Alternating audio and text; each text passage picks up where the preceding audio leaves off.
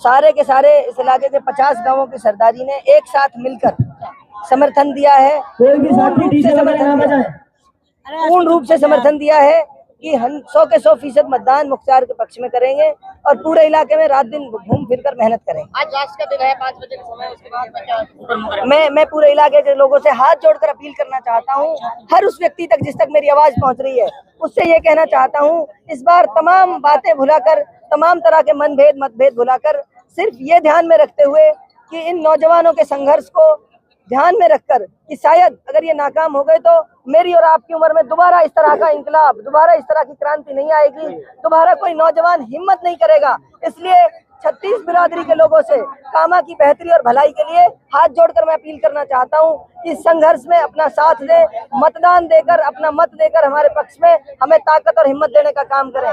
और मैं उम्मीद करता हूं कि मैं इस इलाके की भलाई बेहतरी के लिए रात दिन एक कर दूंगा। अच्छा मुख्तार जी, आपने एक मैनिफेस्टो जारी किया है, उस मैनिफेस्टो में 2 दर्जन से ज्यादा घोषणाएं हैं। ऐसी मैनिफेस्टो जो भी कैंडिडेट चुनावी मैदान में रहता है सभी जारी करते हैं, लेकिन उन मैनिफेस्टो पे जो भी चीजें रखी जाती है, जो घोषणा की जाती है, उन पे काम नहीं होता है।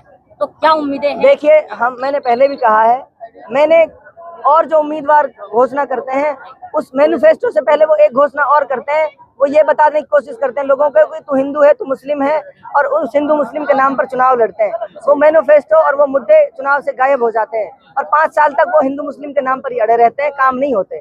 हमने पहले दिन से ये कहा कि हिंदू मुसलमान के नाम पर चुनाव नहीं होने देंगे, हिंदू मुसलमान के नाम पर चुनाव को बंटने नहीं देंगे। चुनाव होगा डेवलपमेंट के मुद्दे पर, चुनाव होगा इस इलाके की बेहतरी और भलाई के लिए, जो भी चीजें हो सकती है उस पर ये चुनाव होगा। इसलिए हमने मैनिफेस्टो जारी किया। एक एक बात उस मैनिफेस्टो की आप 5 साल के अंदर अंदर एक एक बात हमसे पूछ लेना जब अगले चुनाव में आए। मैनिफेस्टो आज के दौर में सब चीज अवेलेबल रहती है, सब चीजों का रिकॉर्ड रहते हैं। एक एक चीज पे काम करेंगे, पहले दिन से शपथ लेने के अगले मोमेंट से काम करना शुरू कर देंगे। अच्छा, आपने इनकी शुरू से स्टार्टिंग की चुनाव की और आज कैंपेनिंग का लास्ट डे है, तो ऐसे में किस तरीके का भाईचारा रहा, किस तरीके से शांतिपूर्ण चुनाव रहा? ऐतिहासिक है, ऐतिहासिक।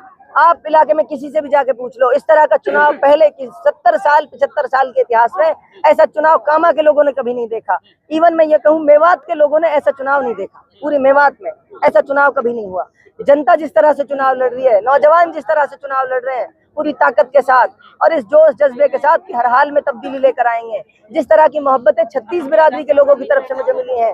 रात में बौलखेड़ा गांव में था, रात को 12 बजे पूरा गांव जगा हुआ था, सिर्फ इसी फिक्र को लेके कि पहली बार हमको ऐसा लग रहा है कि कोई नौजवान हमारे इलाके की बेहतरी और भलाई के लिए बात कर रहा है, कोई नौजवान है जो हमारे बच्चों के बारे में बात कर रहा है, कोई नौजवान है जो हमारे बच्चों के मुस्तकबिल के बारे में बात कर रहा है। इसलिए 36 बिरादरी के लोगों का समर्थन, उनका प्यार सम्मान मुझे मिल रहा है।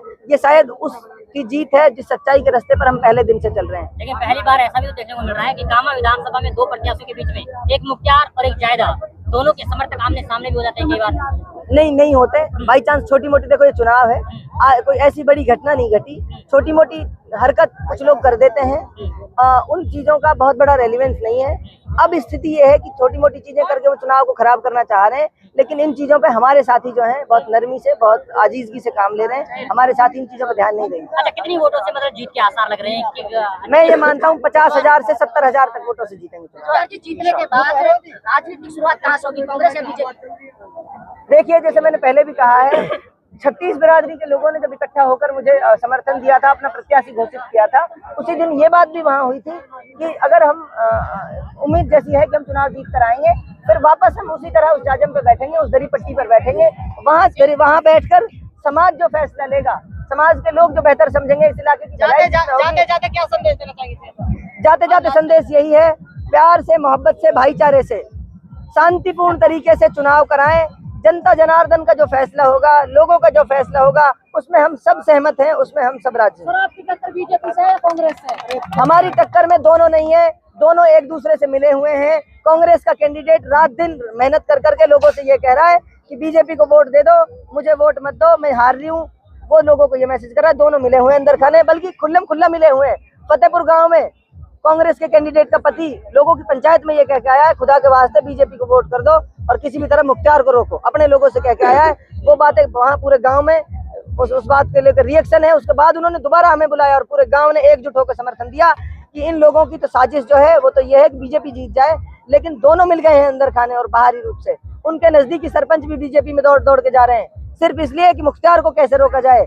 आपके मीडिया के माध्यम से उन्हें कहना चाहता हूँ, इलाके के लोगों को भी कहना चाहता हूँ, इनकी साजिशों को समझो, इनको नाकाम करो इनकी साजिशों में। और उनसे भी कहना चाहता हूँ, तुम खुल्लम खुल्ला हमारी बिरादरी में 2 कैंडिडेट है, दोनों वोट बांट रहे हैं। बीजेपी की कैंडिडेट देखो, मैंने पहले भी कहा, जाति धर्म बिरादरी के नाम पे मैं चुनाव नहीं लड़ रहा। मैं 36 बिरादरी का उम्मीदवार हूँ, 36 बिरादरी से वोट उठा रहा हूँ। एक तरफा माहौल है, एक तरफा जीत है हमारी, कोई चक्कर नहीं है इन दोनों में का। कहीं से कहीं तक भी आप खुद भी देख रहे हैं, इनकी हिम्मत नहीं है इलाके में जनसभा करने की। आप दोनों कैंडिडेटों में बता दो किसी ने भी जनसभा करी हो। कांग्रेस का कैंडिडेट सचिन पायलट को लेकर कामा में 10 फुट की गली में पहुंचा, 10 फुट की गली में सभा करने के लिए। सचिन पायलट की सभा 10 फुट की गली में होती है, कहीं हिम्मत थी तो इस तरह बड़े ग्राउंड में सभा करके बता दें।